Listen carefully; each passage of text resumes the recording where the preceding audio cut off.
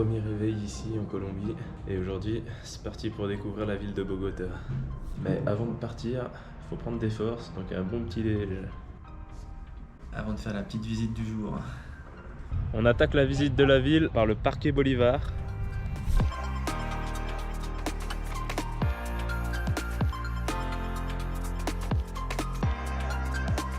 Tous les dimanches à Bogota, dans chaque parc et dans la ville, c'est cours de sport ou alors vélo, tout le monde est là en famille. Il y a même des cours de taekwondo, de judo. Maintenant, direction le quartier de la Candelaria. C'est le quartier le plus touristique et le plus populaire de Bogota et aussi l'un des plus sécurisés parce qu'il y a la police quasiment de partout. Donc voilà, c'est principalement connu pour ses rues de street art. Donc on a choisi de faire un petit tour guidé de 2 heures dans les rues pour avoir des explications, tout ça. Donc c'est parti, on vous montre tout ça.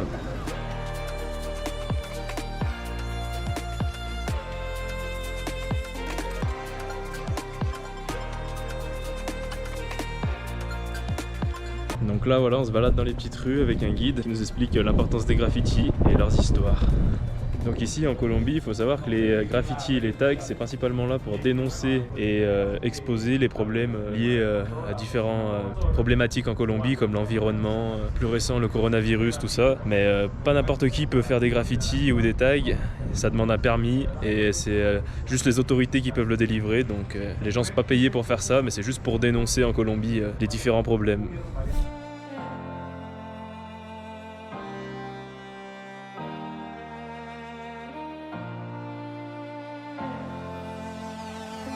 Après une bonne visite des street arts de la ville de Bogota, on passe au plat typique de la ville. Une sorte de soupe, pas trop ce que c'est. Ça s'appelle un ajiaco, je crois. On va goûter ça et après c'est parti pour visiter les musées. Cet après-midi, c'est un peu d'histoire et de culture. On va visiter le musée de l'or. Bon, en temps normal, on n'est pas trop visite de musée, mais là, rien qu'à voir la queue, c'est apparemment assez réputé. Donc, ça vaut le détour.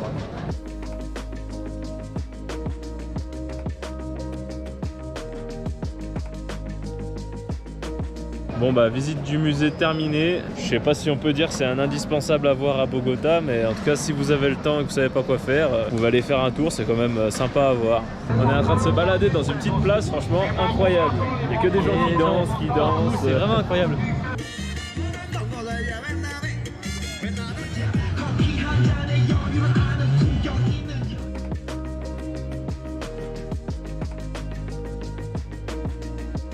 Bon du coup, on finit la journée, petite visite dans les rues de Bogota, on se promène tranquillement. Tranquillement pour finir posé. C'est l'heure de la petite pause craquage. Il y a des putains de donuts. Aspect pratique, notre logement sur Bogota, situé juste à 5 minutes d'un énorme centre commercial. Donc pour manger, c'est royal. Il y a de quoi manger et de quoi faire les courses ici.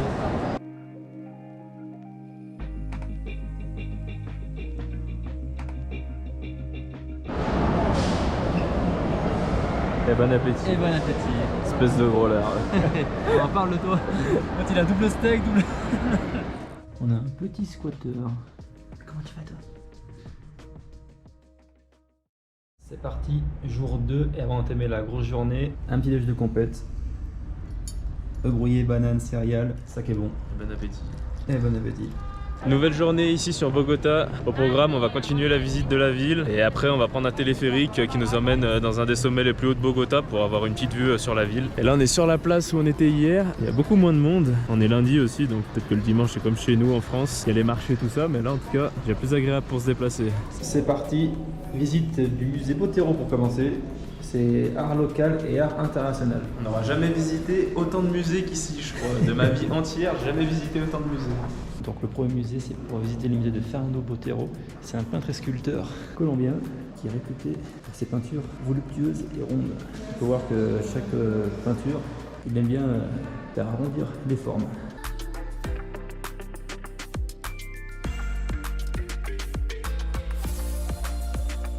Continuons la visite avec une de mes peintures.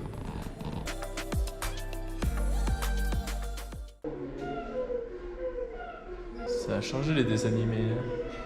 Bon, on avait un peu de temps à tuer et la météo est pas top. Alors on s'est dit, pourquoi pas un petit billard. L'occasion de se défier en direct de la Colombie.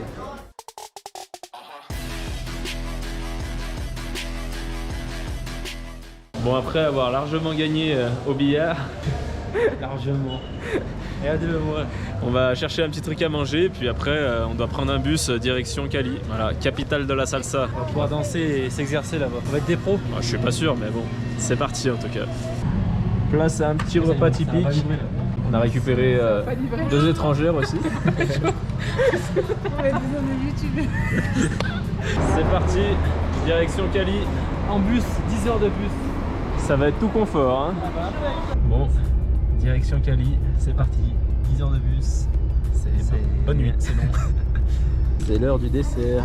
Et bon appétit. Espèce de gros là.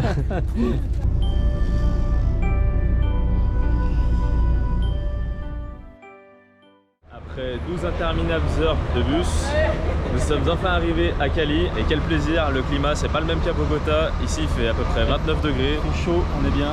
Donc il va falloir changer de tenue On là, va mettre un parce que là... t-shirt parce que là, on a chaud. Bienvenue en Colombie où tu peux manger tout ça pour 2,50 €. C'est incroyable. Et bon appétit. Et aujourd'hui, petite visite de Cali.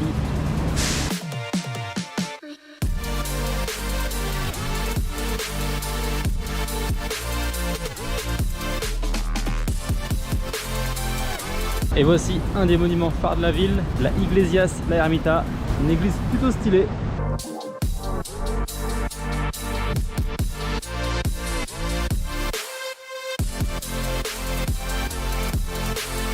Donc là on va visiter un petit parc de chats qui s'appelle El Gato del Rio.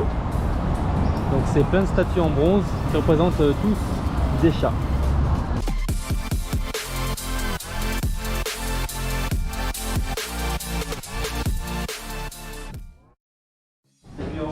Nouvelle journée ici en Colombie, premier réveil à Cali et puis c'est parti pour le petit déjeuner avant d'attaquer la journée.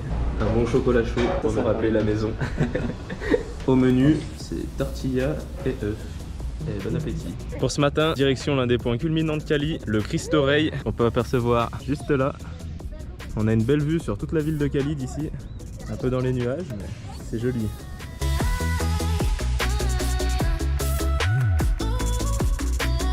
Petite précision, mais qui a son importance, il faut savoir que le Christ Rédempteur ici de Cali, il est seulement 12 mètres plus bas que le vrai qui est à Rio. Donc c'est une petite information importante à savoir.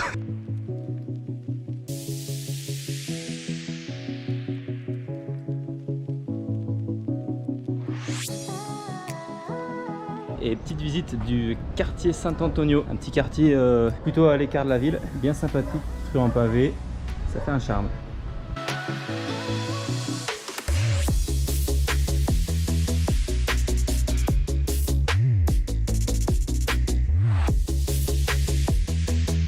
On continue la balade de Cali, on visite, c'est vraiment joli. Hein. On va tester le jus de canne à sucre. Bon, faut prendre un peu de force avant d'aller au cours de salsa. Une petite salade verte pour se mettre en forme. Et une petite pizza aussi. Et une petite pizza pour pas être trop lourd. Il a pris des féculents.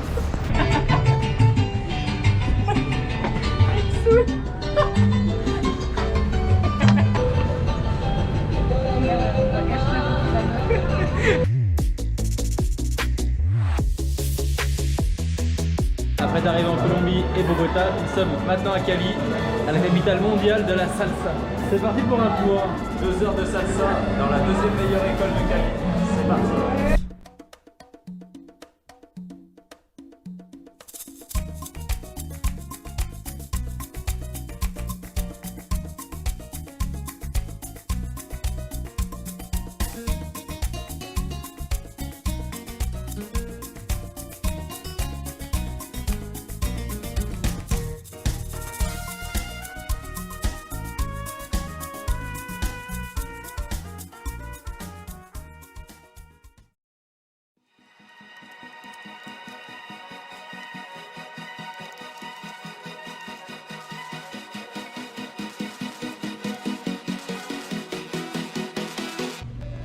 C'est parti. En direct de la station de bus de Cali, C'est parti. c'est parti, direction Salento et la vallée des cocotiers et des palmiers. 3 heures de bus encore, ça va être long.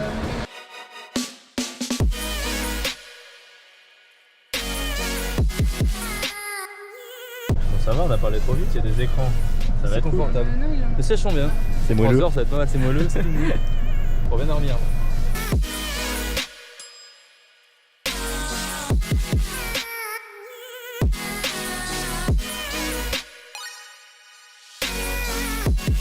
On est bien arrivé à Salento après 3h30 de bus. Petit hôtel plutôt sympa, en plein milieu de la forêt.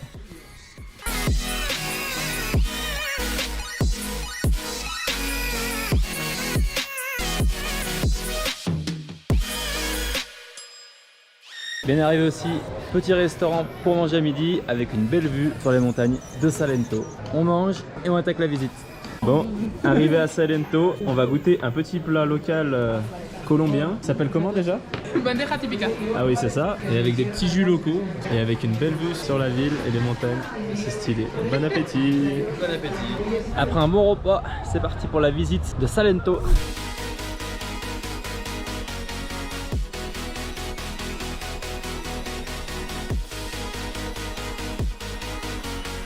Après la visite de la place, on passe à la rue principale avec des maisons magnifiques.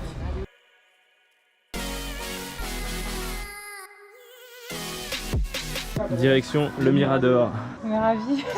Je vois ça. Toi aussi t'es ravi? Oui.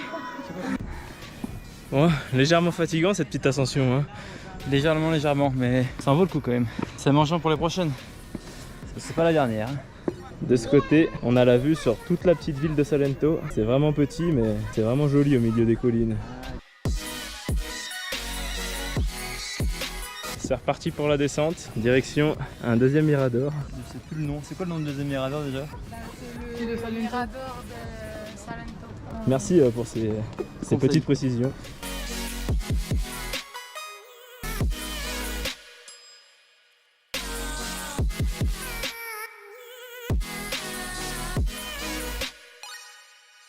Donc là, on est dans un petit bar local avec des petites bières locales. On va tester un des jeux locaux Santé. qui s'appelle le Tifo. C'est pas gros, ça se joue avec ces petits machins et il faut jeter dans le rond de sable là-bas. Explication du jeu local. Donc voilà, faut jeter Ok. le petit rond dans le cercle où il y a des pétards et ça les fait exploser.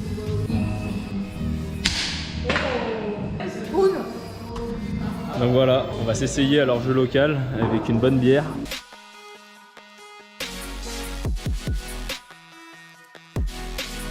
Encore un petit restaurant bien sympa. Franchement ici tout est coloré. Que ce soit les ruelles, les maisons, l'intérieur, les restos. C'est vraiment sympa.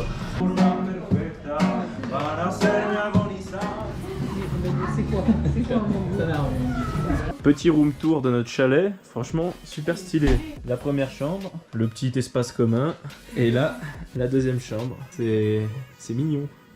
Ça y est, fin de journée à Salento. Demain on se lève et c'est parti pour... Tu vas te démerder avec ta vidéo je crois. Fin de cette première journée à Salento. On se retrouve demain, direction Cocora Valley. Allez, bonne nuit tout le monde. Petit réveil, jour 6, avec un temps plutôt pas mal. Nuageux mais il pleut pas. On va prendre un bon petit déjeuner. On va partir pour une rando de 6 heures dans la vallée des Palmiers. C'est parti. En forme ou pas en forme? Super en forme.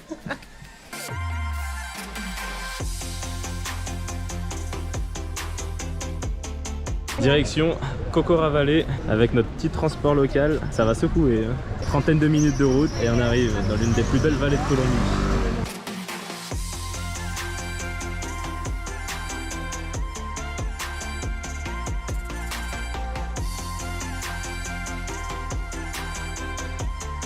Arrivé à la vallée, étape 1, on récupère la chambre qui a l'air toute mignonne avec la vue.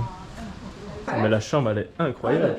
On peut boire l'eau de robinet? Ouais. Avec la vue, waouh, c'est super stylé. Et ici dans Corcora, il y a aussi une pisciculture, donc élevage de truites. Au repas ce soir, ça va être de la truite. Franchement, il n'y aura pas plus près qu'ici, pas plus frais. Ça va être incroyable. Donc il y a plein de bassins où ils font l'élevage de truites. Donc il y a plusieurs bassins. Là je passe vraiment à la caméra, mais c'est toute petite. Et elle reste dans chaque bassin un certain nombre de temps avant d'arriver de plus en plus grosse. Jusqu'à ce qu'on puisse les manger. Après avoir posé toutes les affaires à l'hôtel, c'est parti pour visiter la vallée de Cocora avec tous ces palmiers, un décor magnifique et somptueux. Il y en a pour environ 5 à 6 heures de marche. C'est parti.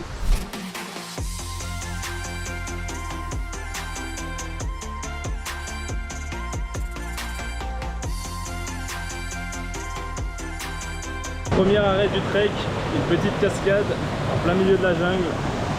L'étape du pont de singe, j'espère toujours qu'il y en a un qui va se casser la gueule. Ça sera pas moi. J'espère que ce sera toi, ouais.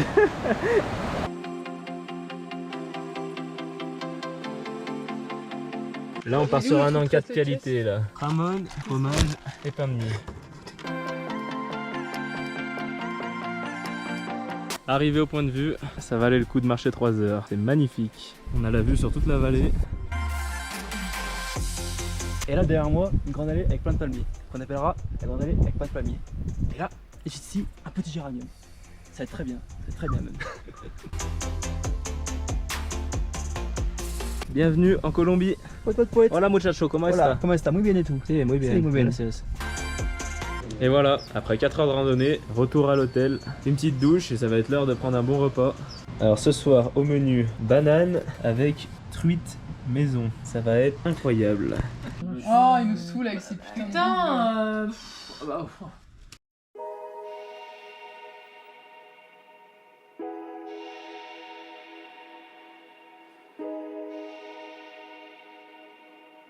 Et voilà, après un jour dans la Cocora Valley, retour à Salento avec notre Jeep. Et c'est parti pour une visite de Finca de Café, la Finca Buenos Aires. Donc 3 heures de visite pour découvrir le café de la région. On va s'initier à la plantation de café avec un expert juste devant nous. On fait ça tous les jours. Ça se voit. Un vrai local. Hein. La récolte a été pas mal. Hein. Ouais, pas mal, hein. Toi, ta récolte, elle est un peu nulle à chier. Après la récolte, une petite limonade et un petit amuse-bouche. Bon, on change pas une équipe qui gagne. Au retour du groupe là. Et bon appétit. De retour au terminal de transport, on continue le road trip en Colombie. Direction l'une des villes les plus réputées pour être anciennement l'une des plus dangereuses de Colombie. J'ai nommé Medellín, la ville de Pablo Escobar. Voilà, exactement. C'est reparti pour 10 heures de bus. Bon, 4 heures du mat, après de multiples péripéties, arrivé à Medellín, dans un hôtel pas ouf.